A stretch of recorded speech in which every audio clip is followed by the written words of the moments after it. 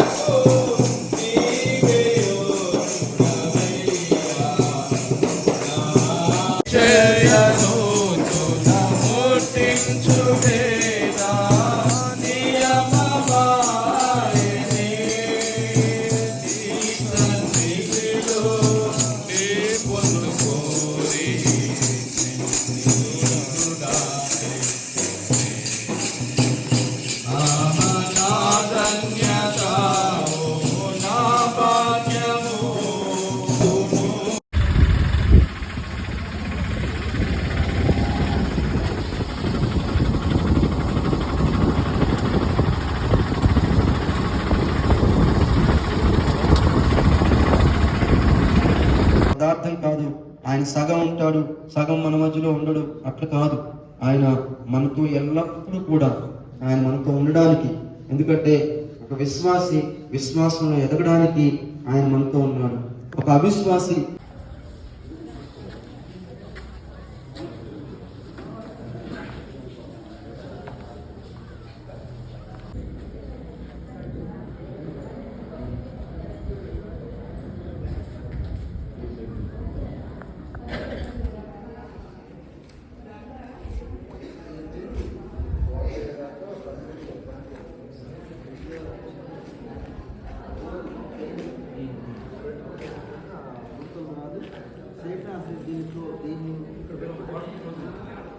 Very good.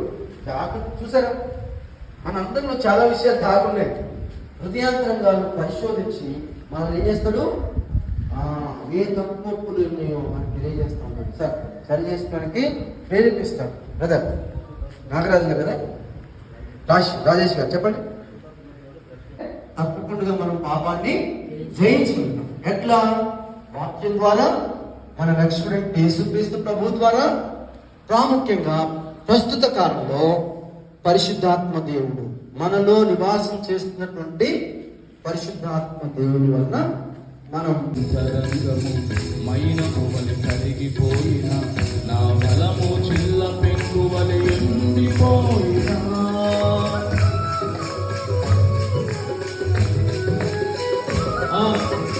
నా హృదయాంతరంగము మైనమువలె కరిగిపోయిన నా బలము చిల్ల పెంకువలె ఎండిపోయినా నన్ను విడువలేదయ్యా నీ కృపయన్నడు శ్రమలలో విజయత నేర్చుకోవాలని.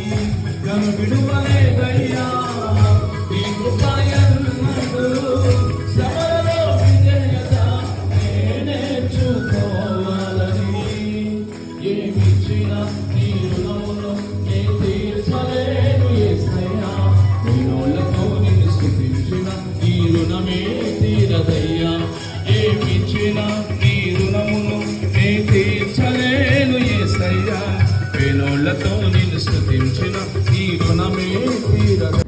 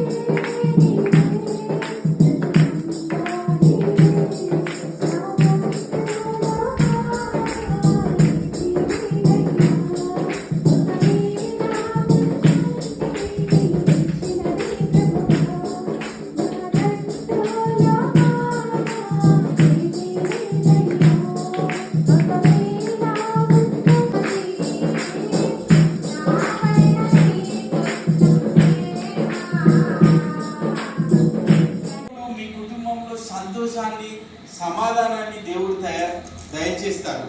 అందుకని ఈ యొక్క ప్రార్థనకు ఎంతో శక్తి ఉంటుంది. అది ప్రతి ఒక్కరు చేయొచ్చు. నువ్వు చేయొచ్చు. అయ్యో నా ఇంట్లో నేను ఒక్కదాన్నే, ఎవరు రక్షణ పొందలేదు అని ఎప్పుడు అనుకోవద్దు.